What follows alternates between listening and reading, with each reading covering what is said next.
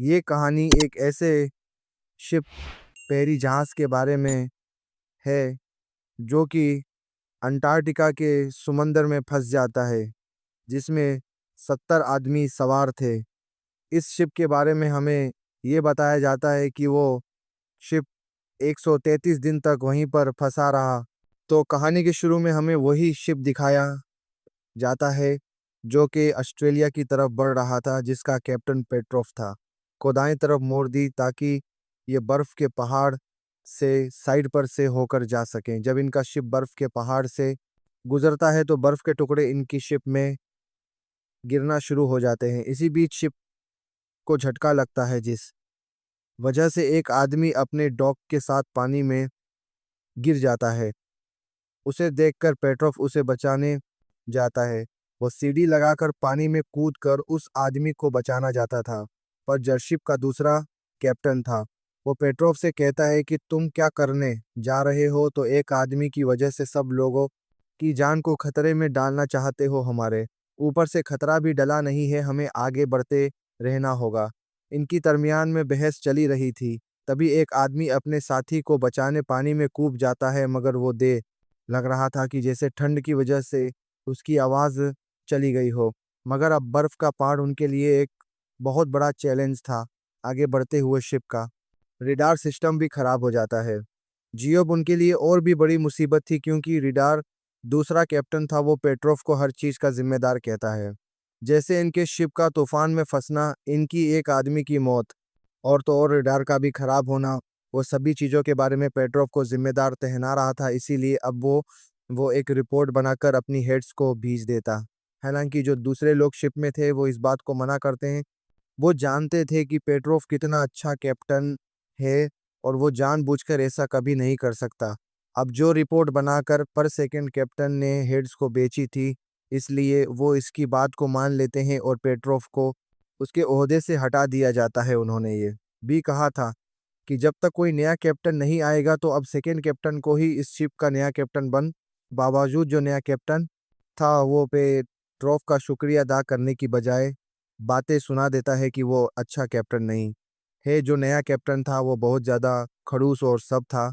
जब वो शिप के अंदर आता है तो अच्छा देखता है वहाँ पर एक आदमी क्यूब को लेकर खेल रहा था। कैप्टन उस क्यूब को से लेता है और उठाकर दूर फेंक देता है। तभी हम आसपास के मंजर को देखते हैं। हर तरफ बर्फ ही बर्फ थी और इनका शिप पूरी तरह से फंस चुका था।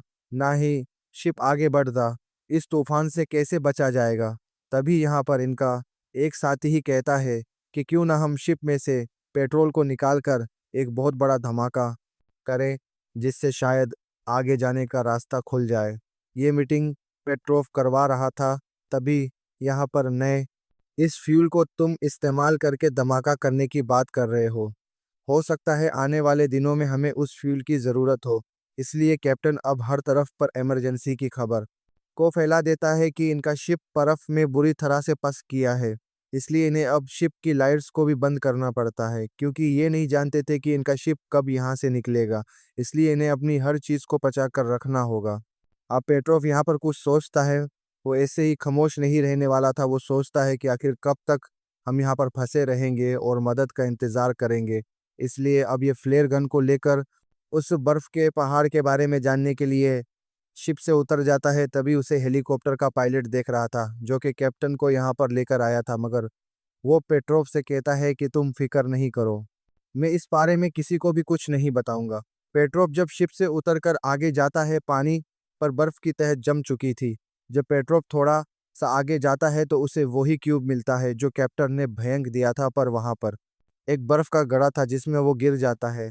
तभी पे डॉक्टर को भी दिखाया जाता है। फिर ड्रूफ की सरकत पर ने कैप्टन उसे बहुत डांट रहे थे, पर वो खाली हाथ नहीं आया था। उसके पास बहुत सारी इंफॉर्मेशन थी। वो कैप्टन से कहता है कि एक बहुत बड़ा बर्फ का तोदा हमारी तरफ बीच से आ रहा है, मिला है। इसका मतलब ये है कि उस बर्फ के तोड़े की वजह से हमारे करीब आया है। कैप्टन जब उसकी ये बातें सुनता है तो उसे भी अब उसकी बातों पर यकीन आने लगा था, और वो उसे कुछ नहीं कहता और चुपचाप वहां से चला जाता है।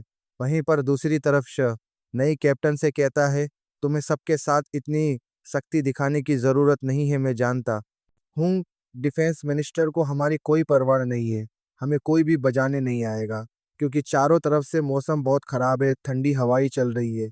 इसलिए उसकी ये बात मानने से भी मना कर देता है पर्व।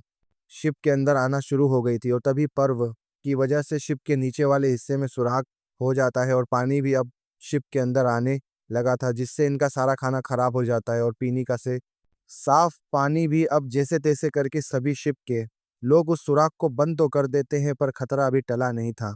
शिप में सभी घबरा गई थे, वो सोचते हैं कि अब हम जिंदा नहीं रहेंगे, क्योंकि शिप को चलाने के लिए फ्यूल भी मर जाएंगे सभी लोग।